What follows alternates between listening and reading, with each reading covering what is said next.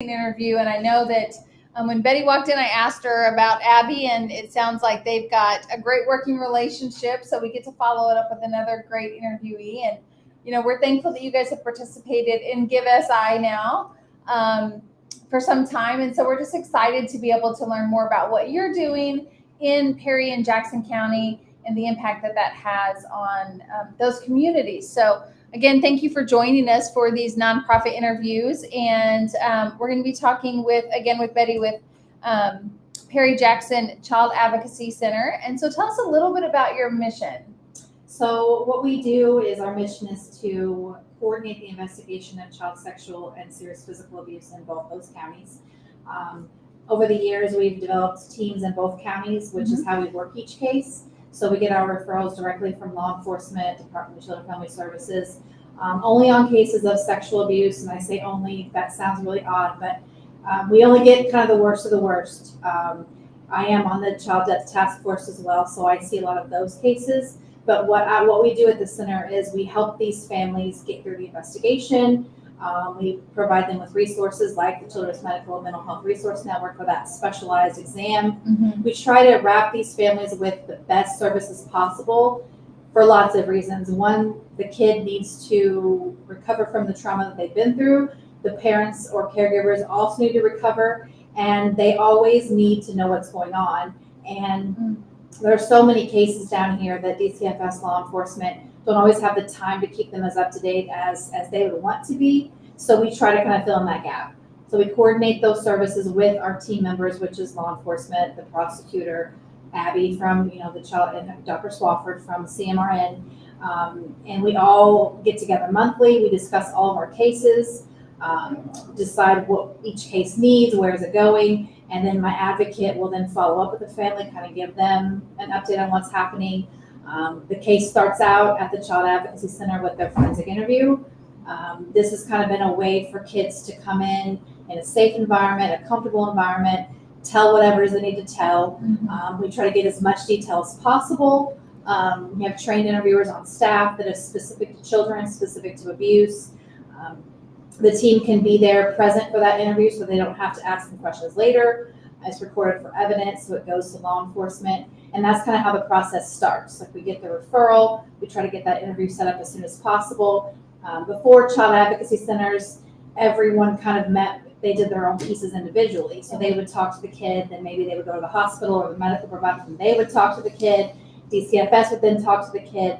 So it's kind of a way for us all to kind of come together. Let's do this as a team, because kids need to be treated as kids, not as a perpetrator or as an adult. Their brains work differently, their memory works differently, so we're kind of trained. Child advocacy centers are specifically trained just for kids.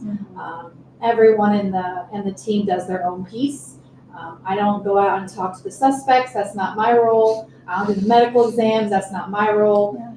As a director at the Child Advocacy Center, I run the place, and then I'm also an interviewer, so I do all the interviews right now. I just hired an interviewer, but ideally I would just kind of supervise everybody and make sure things are running well. But I've done all the direct service there that there is to be done, so I kind of know how it all runs. All the child advocacy centers in Illinois run kind of on the same model. We are child first, we are led by the child's discussion, we're led by the child's needs, and we kind of gauge our services based on whatever each individual family needs and wants. So Betty, do you only serve Perry and Jackson counties? It sounds like there are more CACs. So Are you specific to just those counties, or are you able? Okay, so anyone from other counties would just use access another CAC. Right. The idea behind, there's 7 child advocacy centers south of 64. So but there's 41 in the whole state, but the southernmost of the state is we're all covered. Every county here is covered. What we try to do for the most part is link them up to a CAC that is closest to them. We don't want kids traveling more than 30 minutes to get to a forensic interview. It's tough right now. Everybody's struggling. So it's always been our goal. Like if, say, an instance happened in Chicago, but they're now living in Carbondale, we wouldn't want them to drive to Chicago for an interview. We would coordinate, myself and then the Child Advocacy Center up there would coordinate everything and figure out who's going to do which piece. to try to make it as convenient as we can for the family. And then given the fact that we all are supposed to be doing the same thing, they should be getting the same services from me that they would get from any other child advocacy center. You'd mentioned something that really kind of stood out to me is making sure that the child feels is treated like a child, not like a victim or an adult. Right. I'm sure that the adult part probably gets a little hard sometimes because they've been thrown into an adult situation. Right. Talk a little bit about how you guys help in that process to make a child feel like a child. My advocate works really hard with them to also make sure they have a voice. Like when you go to the doctor, lots of times whenever you're a child, the doctor or the nurse is talking to the mother or the caregiver about questions about the child. So my advocate works real hard to always, what is your name? How old are you? How do you identify? Do you have any nightmares? Just so the kid comes to the center knowing that this really is all about them. And then when we interview them, again, we're trained to specifically interview only children. Now, I have interviewed adults who maybe function as a child, but the reason for that is that when you are as an adult, when you're asked something about something that happened a week ago, most adults can usually give you a rundown on what happened a week ago. Children can't always do that, so we're trained to specifically not lead them, but to get as much detail as we can. And then in the beginning of the interview, we gauge kind of their development. Where are they? Can they do this kind of, recall of the detail? And then the whole time they're at the center, it really is kind of focused on them. Do you need a journal? Do you need a stuffed animal when they leave? Do you need counseling? Now, they also talk to the caregiver because the caregiver is going through a lot of trauma too. But we want to make sure that the kids are heard and that they feel like they have a voice and that they're seen. And when they go down like to CMRN, that's what they always say about that is they really felt like they were seen for maybe the first time. And that's important to them. They've been through a lot. And they are just thrown into a situation where they don't understand it. Their parents or caregivers don't understand it.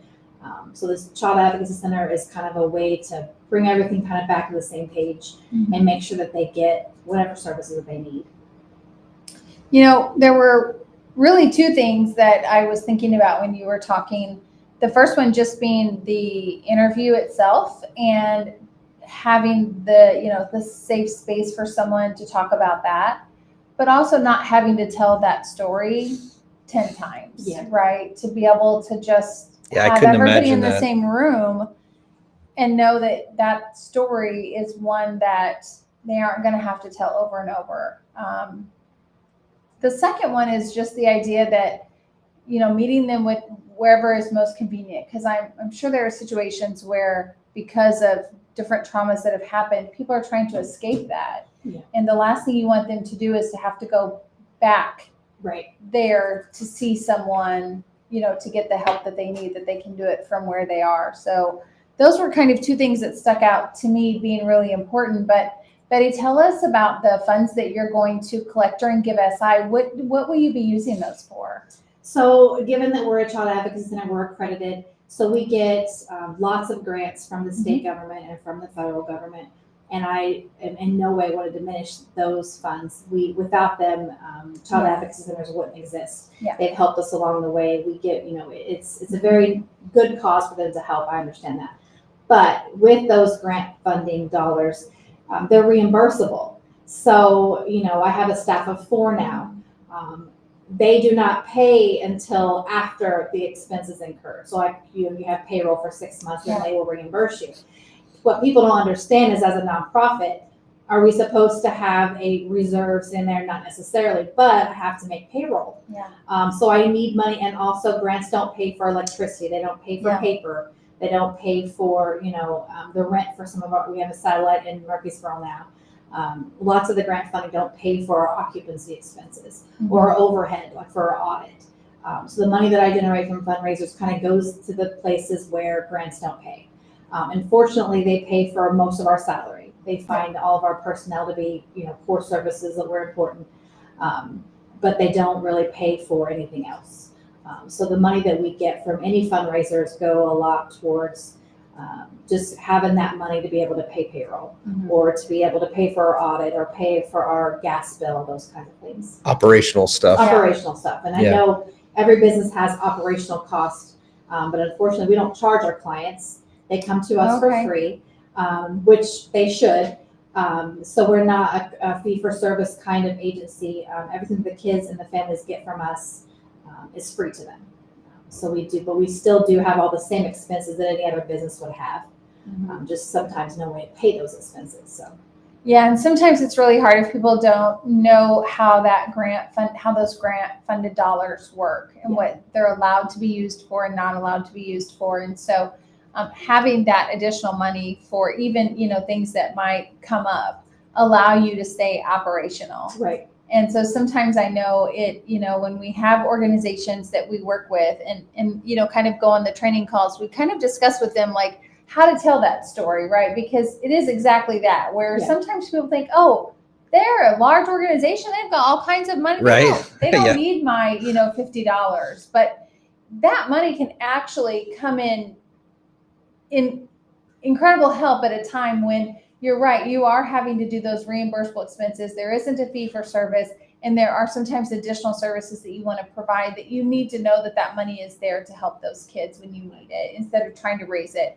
And I know that GiveSI for you and many organizations is just one small piece of your total fundraising for the year. And we just hope that we can, help in some small way, to be able to help those kids and have a direct impact on what you're doing. Yeah, I think GiveSI has helped us with all of us coming together. I've met other agencies that I didn't even know existed, but it also gives the community and the public a way to see everyone in the same kind of space. I think it's great. Betti, thank you for coming in today. Those of you that want to donate to the Perry Jackson Child Advocacy Center, in the description below, all you got to do is those 3 easy steps. Click that link, go to the page, scroll down. You're going to look for Perry. You can search, but look for the Perry Jackson Child Advocacy Center, and you can make your donation. And we know that it will go to a great cause with a much needed, unfortunately, much needed services that are needed throughout the region. So thanks again for coming today. Thank you. Good luck. Thank you, Betti.